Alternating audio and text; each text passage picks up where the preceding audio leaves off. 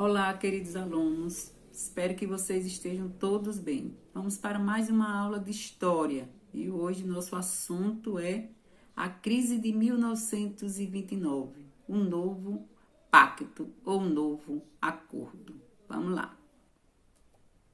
A crise de 1929, no final da Primeira Guerra Mundial, acontecia a ascensão dos Estados Unidos e o retorno da doutrina chamada liberalismo. Produção em larga escala. 40% da produção industrial mundial os Estados Unidos produzia nas suas indústrias. Alto volume de exportação, recuperação europeia. Os países da Europa já tinham a economia, a sua economia estava melhorando após guerra, e começava a comprar produtos da indústria norte-americana. Agricultura mecanizada, maior credor internacional após a Primeira Guerra, os Estados Unidos tornou.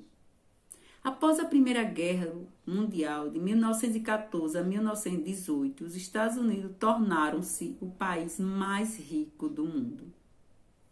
Os Estados Unidos saíram da guerra como credores dos países europeus e exportador de produtos industrializados. O liberalismo voltou a comandar a economia. Segundo o liberalismo econômico, o mercado capitalismo regularia a sua economia. O que era o liberalismo? O liberalismo é uma doutrina econômica cuja principal característica é a defesa da liberdade individual, com limitação do poder do Estado. Pouca interferência o Estado podia fazer nesta doutrina. Os anos de 1920, prosperidade dos Estados Unidos. Nos primeiros anos da década de 20, a produção industrial norte-americana aumentou 60%. As inovações tecnológicas abriram mercados por novos investimentos. Nesta época, os Estados Unidos, surgiu o rádio, o telefone, os alimentos industrializaram, se popularizaram. A chegada da energia elétrica nas casas transformou o modo de vida das pessoas. O aumento do consumo iniciava nesta década. As pessoas começaram a comprar geladeiras, máquinas de lavar, gramofones, que eram as antigas radiolas, que saía som. E aí iniciava propriamente o consumismo norte-americano, o início. A expansão da publicidade, das lojas de departamento, as compras através de crédito, o cinema, que se popularizou, a grande diversão dos Estados Unidos. Em 1917, Charles Chaplin ganhava cerca de $1 milhão por ano, interpretando Carlitos. Aumentando a produção, Taylorismo. A expressão Taylorismo tem origem no nome do engenheiro estadunidense Frederico Taylor. Para Taylor, o operário deveria ser especializado em uma função, como apertar determinado parafuso de uma peça ou métodos tayloristas. O Fordismo, uma das indústrias que adotou o método taylorista, foi de Henry Ford, dono de uma indústria de automóvel, até hoje chamada de Ford. A alta produtividade nas indústrias com a adoção do taylorismo e o Fordismo tornou o automóvel acessível para as famílias norte-americanas. Em 1929, em cada 5 cidadãos norte-americanos tinha seu automóvel. O Taylorismo, que era um sistema de organização do trabalho concebido pelo engenheiro Frederico, de 1856 a 1915. E o Fordismo era um modelo de produção em massa de um produto, criado pelo norte-americano Henry Ford, em 1914, revolucionando aí o mercado do automobilístico. A quebra da Bolsa de Nova York. O que ocorria na Bolsa de Nova York não poderia continuar. As desconfianças começaram em setembro de 1919, com a falência de uma grande empresa. Como a maioria queria vender, né, e poucos queriam comprar, o valor das ações despencou. Em poucas horas, as classes médias viram suas economias desaparecer. Até mesmo as pessoas ricas se empobreceram. Aconteceu um pânico na sociedade norte-americana. Uma grande depressão. A depressão, a crise nos Estados Unidos se espalhou pela Europa e América Latina. Foi seguida pela falência de várias empresas, desemprego em massa, a queda dos preços das mercadorias. As pessoas retiraram seu dinheiro dos bancos e resultando na falência de vários bancos norte-americanos. E muitos fazendeiros perderam suas propriedades de terra para os bancos, que não podiam pagar. Os Estados Unidos mergulham na depressão econômica. Nesta época, o presidente dos Estados Unidos, Herbert, era adepto ao sistema ou à doutrina chamada liberalismo econômico e negou-se intervir na economia norte-americana.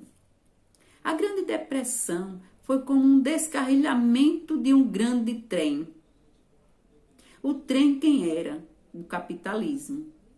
E a locomotiva era os Estados Unidos. Como fazer o trem voltar aos trilhos e a locomotiva se mover novamente? As causas da crise mundial de 1929. A superprodução. Se produziu muito, né, nos Estados Unidos. As indústrias produziam bastante. 60% da produção mundial saía das suas indústrias dos Estados Unidos. A queda das exportações. Como assim? O continente europeu, seus países estavam, né, recuperados, né, ou quase se recuperando da guerra, da Primeira Guerra Mundial. Suas indústrias já estavam produzindo, então tinha pouca necessidade de comprar produto dos Estados Unidos. O mercado interno era, né, insuficiente, né, concentração de renda. E existia uma concentração de renda, né, nos Estados Unidos. A maior parte da população, os seus salários eram muito baixos, não tinham poder aquisitivo para adquirir produtos ou industrializados ou outros tipos de serviços. Quais eram as consequências? Quais foram essas consequências? Desemprego em massa, falências generalizadas das indústrias, né, dos bancos, crise das democracias parlamentares, que acontecia isso no continente Europa, a ascensão dos regimes também acontecia no continente Europa, né, totalitários, que era o nazismo e o fascismo. A crise do café no Brasil, não tinha para onde exportar o seu café, o mundo estava em crise. A ascensão da União Soviética, isolamento internacional e os planos que surgiam nesta época, os planos quinquenal da ex-União Soviética. O novo pacto, o novo acordo. Nas eleições presidenciais de 1932, o vencedor foi Franklin Delano Roosevelt, do Partido Democrático. O governo deveria intervir na economia para criar empregos. Os trabalhadores teriam poder de compra, consumindo mercadorias e as fábricas voltariam às suas atividades produtivas. Foi o que fez o presidente. Foi estabelecidas regras rígidas para os setores bancário, financeiro e também para as bolsas de valores. Franklin abandonou o liberalismo econômico. O governo passou a intervir na economia e seu objetivo principal era capitalizar as empresas e criar empregos.